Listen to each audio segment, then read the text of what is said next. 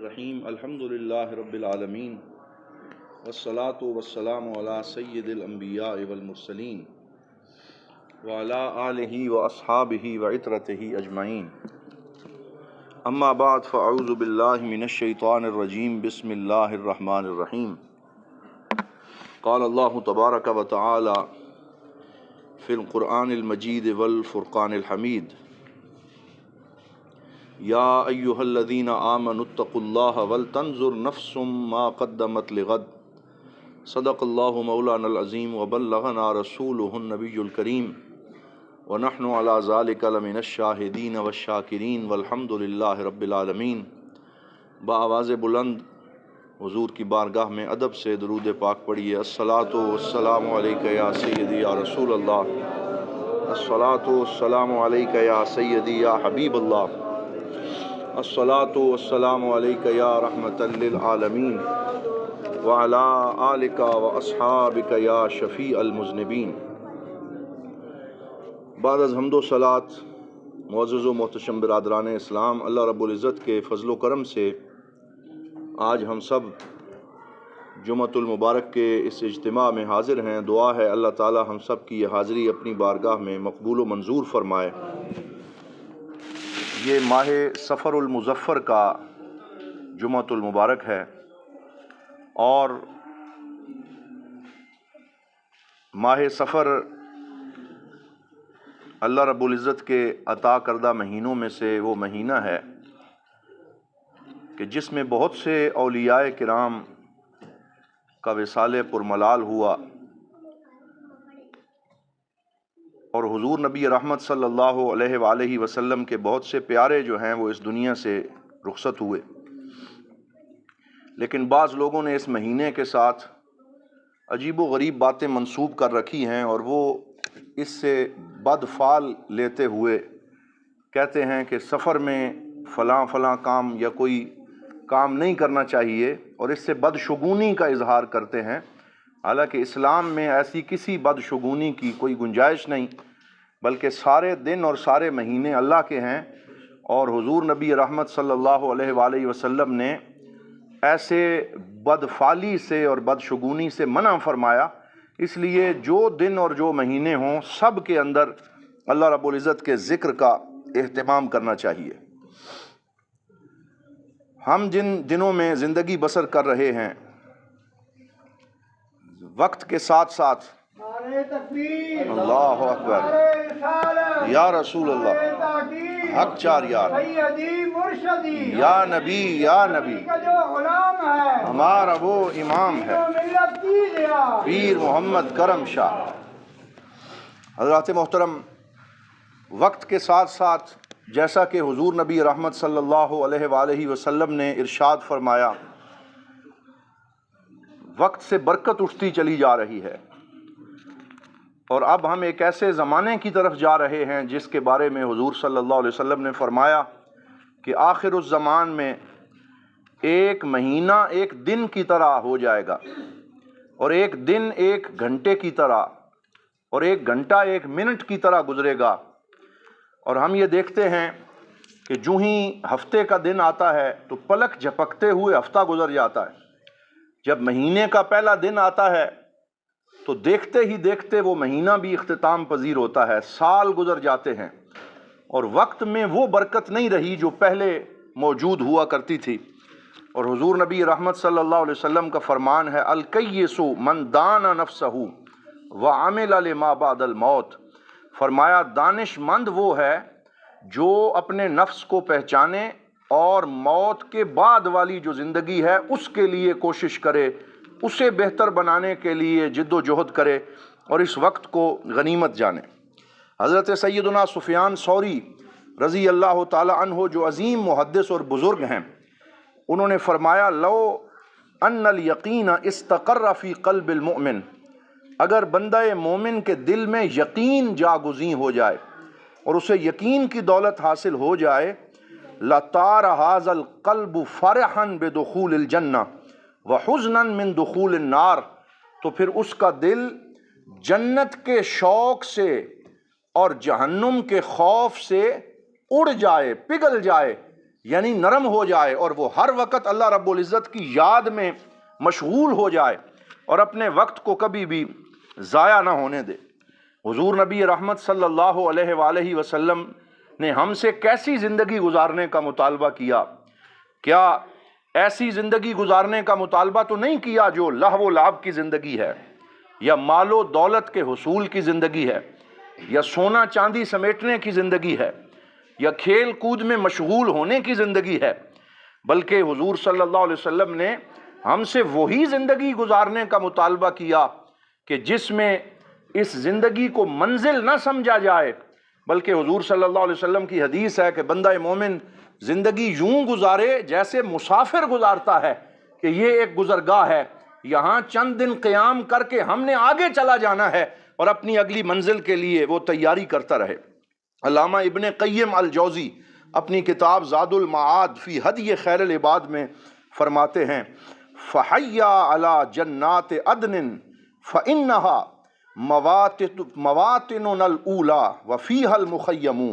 فرماتے ہیں آؤ ان جنتوں کی طرف ہم اپنی توجہ کریں کہ جو ہمارے پہلے وطن ہیں اور اسی کے اندر ہمارے خیمے لگیں گے۔ وَلَكِنَّنَا سَبْيُ الْعَدُوِّ فَهَلْ یا ترا نعود الی اوطاننا او نسلم، لیکن ہم شیطان کے قیدی بن چکے ہیں اور اس نے لوگوں کو اپنی خواہشات کا اسیر بنا رکھا ہے، تو اب کس کو اپنے اس وطن کا خیال ہے،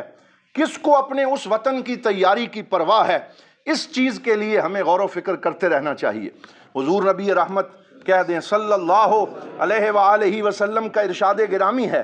ایک دن آپ نے اپنے صحابہ کرام سے خطاب فرماتے ہوئے جنت کی اہمیت اور آخرت کی اہمیت کو اس طرح بیان فرمایا لَمَوْدِعُ صَوْتِ أَحَدِكُمْ فِي الْجَنَّةِ خَيْرٌ لَكُمْ مِنَ الدُّنْيَا وَمَا فِيهَا، فرمایا جنت میں تمہاری ایک رسی یا کوڑا لٹکانے کی جگہ، جیسے گھر میں ہم کوئی رسی لٹکاتے ہیں، کوئی کھونٹی جو ہے اسے کسی میخ کے ساتھ لٹکاتے ہیں، فرمایا وہ جس جگہ کو تم بڑا حقیر اور عام سی جگہ سمجھتے ہو، تو جنت میں اتنی ساری جگہ بھی جس کو مل جائے وہ دنیا اور اس کے سارے خزانوں سے بہتر ہے، وہ دنیا و ما فیہا سے بہتر ہے۔ تو یہاں سرکار دو عالم صلی اللہ علیہ وسلم نے ایک رسی کی، ایک کوڑے کی مثال اس لیے دی تاکہ انسان اس زندگی کو اپنی دائمی اقامت گاہ نہ سمجھے بلکہ اس کو ایک مسافر خانہ خیال کرے۔ میں نے ایک جگہ پڑھا حضرت سیدنا امام محمد بن ادریس الشافعی رحمۃ اللہ تعالی علیہ، آپ اپنے ہاتھوں میں جوانی کے دنوں میں بھی عصا رکھتے تھے، لاٹھی مبارک رکھتے تھے۔ تو کسی نے ان سے پوچھا کہ جناب آپ ہر وقت بغیر عذر کے عصا کیوں اٹھاتے ہیں اور اس لاٹھی کو اٹھا کے کیوں پھرتے رہتے ہیں؟ تو فرمانے لگے لِأُذَكِّرَ نَفْسِي أَنِّي عَلَى سَفَرٍ، تاکہ میں اپنے آپ کو یاد کرواتا رہوں کہ میں سفر میں ہوں، تاکہ میں اپنے آپ کو یہ یاد کرواؤں کہ میں سفر میں ہوں۔ اور پھر آپ نے عربی زبان میں یہ شعر لکھا حملت العصا للضعف اوجب حملها ولا انی تحنیت علی کبر، فرمایا میں نے عصا اور لاٹھی اٹھائی ہے کمزوری کی وجہ سے نہیں اٹھائی، میری کمر دوری نہیں ہو گئی اس لیے میں نے نہیں اٹھائی، ولکنی الزمت نفسی حملها لأذکرها ان المقیم علی سفری، فرمایا اس لیے میں نے یہ لاٹھی اٹھائی ہے تاکہ میں اپنے آپ کو یاد کرواتا رہوں کہ میں یہاں پکا مقیم نہیں ہوں بلکہ میں مسافر ہوں اور میری منزل جنت ہے، میری منزل آخرت ہے۔ یہ ہمارے بزرگان دین کا طریقہ اور شعار رہا کہ انہیں اپنی یہ منزل ہمیشہ یاد رہی اور وہ اس کے لیے تیاری کرتے رہے۔ یہ دنیا ایک گزرگاہ ہے، حدیث قدسی ہے، اور حدیث قدسی وہ ہوتی ہے جس کے راوی ہمارے پاک نبی صلی اللہ علیہ وسلم ہوں اور جو فرمان ہمارے خدا کا ہو، جو ہمارے رب تعالیٰ کا فرمان ہو، اسے حدیث قدسی کہا جاتا ہے۔ تو اللہ تعالیٰ فرماتا ہے یبن آدم، اے آدم کے بیٹے، انک ما دعوتنی ورجوتنی غفرت لک ما کان منک ولا ابالی، اے آدم کے بیٹے اگر تو مجھ سے امید رکھے اور مجھ سے معافی طلب کرتا رہے تو میں تجھے بخش دوں گا اور تمہارے کسی گناہ کی پرواہ نہیں کروں گا، میں بخشنے والا ہوں۔ یبن آدم، اے آدم کے بیٹے، لو اتیتنی بقراب الارض خطایا، اگر زمین بھر کے بھی تو گناہ میرے پاس لے کے آئے گا، ثم لقیتنی لا تشرک بی شیئا، لیکن اس حال میں تو مجھ سے ملاقات کرے کہ تو میرے ساتھ کسی کو شریک نہ ٹھہراتا ہو، بلکہ میری وحدانیت اور الوہیت کا قائل ہو، میرے سامنے سجدہ کرنے والا ہو، تو اتنے زیادہ گناہ بھی اگر تو لے کے آئے گا، لَأَتَيْتُكَ بِقُرَابِهَا مَغْفِرَةً، تو تو جتنے گناہ لے کے آئے گا میں اس سے بڑھ کے تجھے اپنی مغفرت عطا فرماؤں گا، تمہیں اپنی رحمت عطا فرماؤں گا۔ پھر فرمایا یبن آدم، اے آدم کے بیٹے، لو بلغت ذنوبک عنان السماء، اگر تمہارے گناہ بلند ہوتے ہوتے آسمان سے جا لگیں اور اتنے زیادہ ہو جائیں، ڈھیر لگ جائے، ثم استغفرتنی، پھر تو مجھ سے سچے دل سے توبہ کرے، بخشش طلب کرے، استغفار کرے، لغفرت لک، تو میں تیرے سارے گناہوں کو بخش دوں گا۔ یہ اس کی رحمت ہے جس کے بارے میں حضور نبی رحمت صلی اللہ علیہ وسلم نے ہمیں آگاہ فرمایا۔ ایک جلیل القدر تابعی ہیں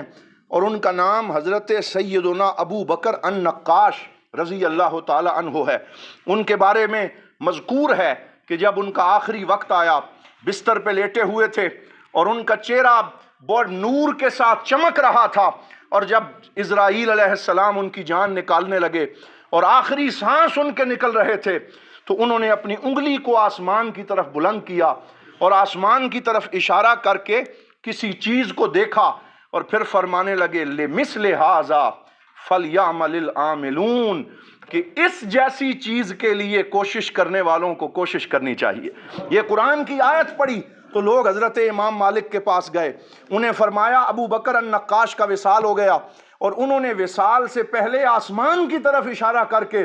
یہ والی آیت پڑھی لِمِثْلِ هَٰذَا فَلْيَعْمَلِ الْعَامِلُونَ۔ تو حضرت امام مالک نے فرمایا کہ اس کا مطلب یہ ہے کہ اللہ تعالیٰ نے ان کی موت سے پہلے جنت میں ان کا ٹھکانہ ان کو دکھا دیا اور ان کو اس کی زیارت کروا دی، اس لیے وہ یقین کے ساتھ اللہ رب العزت کی بارگاہ میں حاضر ہوئے۔ وَاعْبُدْ رَبَّكَ حَتَّى يَأْتِيَكَ الْيَقِينُ، یوں اللہ کی عبادت کرو کہ تمہیں یقین نصیب ہو جائے اور تمہیں اللہ رب العزت کے ذکر کی نشانی جو ہے وہ نصیب ہو جائے۔ اور حضور نبی رحمت صلی اللہ علیہ وآلہ وسلم نے اسی طرح ہمیں کوشش کرنے کا درس دیا ہے کہ ہم، اور پھر ایک جلیل القدر تابعی جو ہیں ان کا ارشاد گرامی ہے، انہوں نے فرمایا وَعْلَمُوا، جان لو، أَنَّ مَنْ عَاشَ عَلَى شَيْءٍ مَاتَ عَلَيْهِ، کہ جو بندہ جس چیز کے ساتھ زندگی گزارتا ہے، جس عادت پہ زندگی گزارتا ہے، اسی عادت پہ اس کا اختتام ہوتا ہے، اسی نشانی پہ اس کا اختتام ہوتا ہے۔ تو جو بندہ اپنی زندگی جس حال میں گزارے گا، وصال کے وقت وہی حال اس کو نصیب ہوگا جو قرآن پڑھتے ہوئے گیا، جو ذکر خدا کرتے ہوئے گیا، جو امر بالمعروف کرتے ہوئے گیا، جو نہی عن المنکر میں مشغول رہا، جس کو لمبے سجدے نصیب ہوئے، جس کی زبان کو اللہ کا ذکر نصیب ہوا، جب وہ اس دنیا سے جاتا ہے تو حضرت ضیاء الامت رحمت اللہ تعالی علیہ کی طرح یہ اعلان کرتے ہوئے جاتا ہے کہ لوگوں، میری زندگی کا کوئی لمحہ بھی میں نے ضائع نہیں کیا، بلکہ ہر لمحہ اپنے رب کی رضا میں گزارا ہے۔ اللہ اکبر،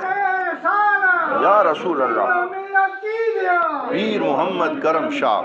تو حضرات محترم، جس چیز پہ انسان کی زندگی گزرے وہی عادت اس کی موت کی نشانی بنتی ہے۔ اس لیے ہمیں یہ کوشش کرنی چاہیے کہ جو زندگی باقی ہے وہ اللہ کے ذکر میں گزرے، وہ قرآن کی تلاوت میں گزرے، وہ نمازوں کی پابندی میں گزرے، وہ ذکر و فکر میں گزرے۔ ایسے بھی لوگ ہیں، بہت سارے ہیں، اللہ تعالی ہمیں ایسی عادتوں سے بچائے کہ جو قطع رحمی میں مشغول ہیں، جو سود خوری میں مشغول ہیں، جن کا شعار گالی گلوچ اور لوگوں سے جھگڑے کرنا ہے، جو لوگ نافرمانی کے اندر وقت گزارتے ہیں اور ایسی حالت میں وہ مشغول رہتے ہیں جو اللہ رب العزت کو ناراض کرنے والی ہے، تو پھر ایسے لوگوں کے بارے میں حسن خاتمہ نہ ملنے کا ڈر ہوتا ہے۔ میں نے ایک جگہ پڑھا کہ ایک شخص جو ہے اس کا آخری وقت آیا تو ایک بزرگ اس کے پاس تھے، وہ تلقین میت کر رہے تھے، اور تلقین میت یہ ہے، حضور صلی اللہ علیہ وسلم نے فرمایا کہ جب کسی کا آخری وقت ہو تو اسے یوں نہ کہو کہ کلمہ پڑھ،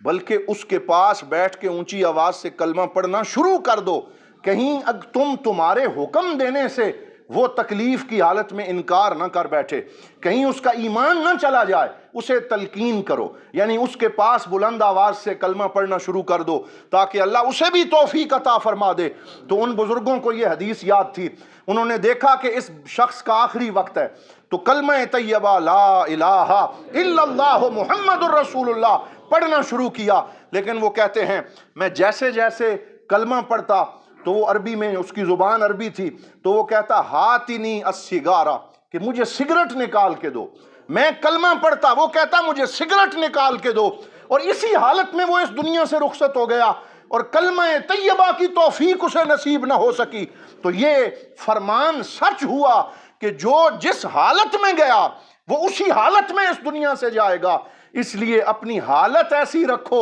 جس حالت پہ اللہ بھی راضی ہو، اللہ کا رسول بھی راضی ہو، جس حالت میں اللہ اور اس کے رسول صلی اللہ علیہ وآلہ وسلم کی رضا نصیب ہو جائے۔ گفتگو کے آخری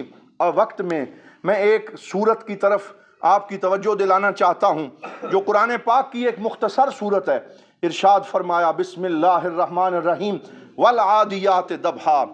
فالموریات قدحا فالمغیرات صبحا فأثرن به نقعا فوسطن به جمعا ان الانسان لربہ لکنود۔ یہ وہ صورت ہے جس میں اللہ تعالیٰ نے 5 قسمیں اٹھائی ہیں۔ بولیے کتنی؟ 5 قسمیں اٹھائیں، لیکن قسم کس چیز کی اٹھائی؟ نہ سورج کی، نہ چاند کی، نہ صبح کی، نہ شام کی، بلکہ عجیب قسم اٹھائی، گھوڑوں کی قسم اٹھائی، گھوڑوں کی قسمیں اٹھائیں اور ان کی 5 قسمیں اٹھائیں۔ والعادیات ضبحا، قسم ہے جہاد میں جانے والے گھوڑوں کی کہ جب وہ دوڑتے ہیں تو ان کے سانسوں کی جو آواز نکلتی ہے اللہ تعالیٰ اس آواز کی قسم اٹھا رہا۔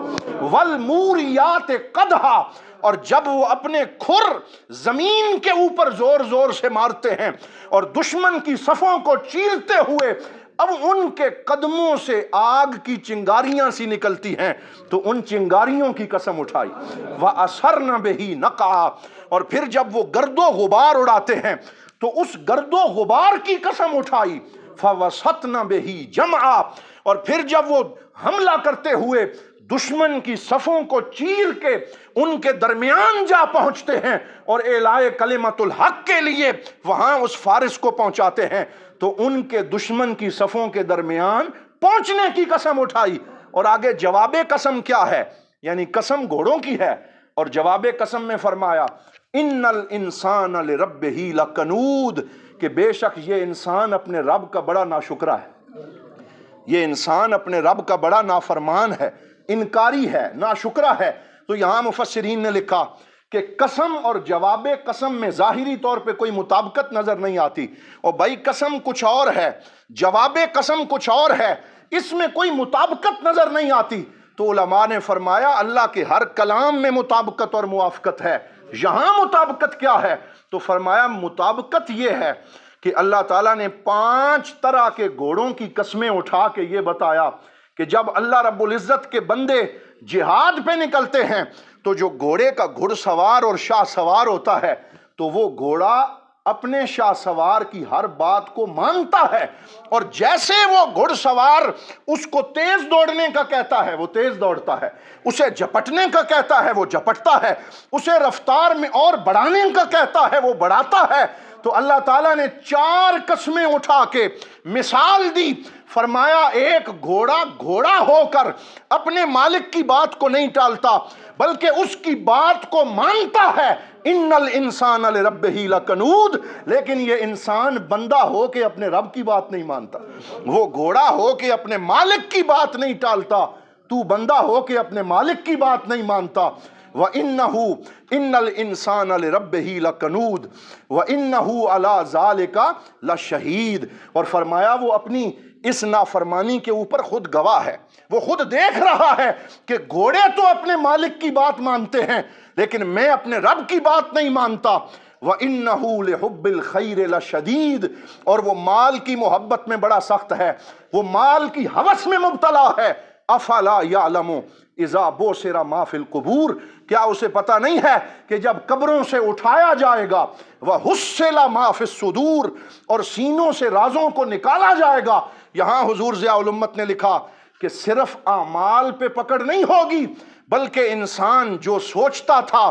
جو اس کا طرز زندگی تھا، اس کے اندر جو باتیں اور جو خواہشات چلتی تھیں، اس دن وہ بھی اللہ رب العزت کے سامنے ہوں گی، اور حصل ما فی الصدور، سینوں کی باتیں بھی سامنے آ جائیں گی، اور پھر اس دن اللہ رب العزت انہی کے ساتھ کرم نوازی فرمائے گا جنہوں نے دین کے اوپر اپنی زندگی گزاری ہوگی۔ تو حضرات محترم، یہ وہ صورتیں اور آیات ہیں کہ جن کے اندر اللہ رب العزت نے ہمیں اپنی فرما برداری کا درس دیا، اپنی آخرت کو یاد کرنے کا درس دیا، اپنی زندگی کو سنوارنے کا درس دیا۔ آئیے ہم کوشش کریں کہ زندگی کے جو دن باقی ہیں ہم اللہ رب العزت کی فرما برداری کی کوشش کریں، اس کے جمیع احکامات پہ عمل کریں، تاکہ اللہ رب العزت ہمیں بھی ان خوش نصیبوں میں شامل فرمائے کہ جن کو یہ ندا دی جائے گی کہ اے نفس مطمئنہ والو آ جاؤ، اے مطمئن لوگوں آ جاؤ، تاکہ اللہ تعالیٰ تمہیں تمہارے کیے کی جزا عطا فرمائے۔ اللہ تعالیٰ ہمیں اپنے نیک لوگوں کی سنگت میں رکھے، اپنے بزرگوں کے سائے میں رکھے، ان کے نقش قدم پہ چلنے کی توفیق عطا فرمائے۔ وآخر دعوانا ان الحمد للہ رب العالمین، سنتیں ادا فرما لی۔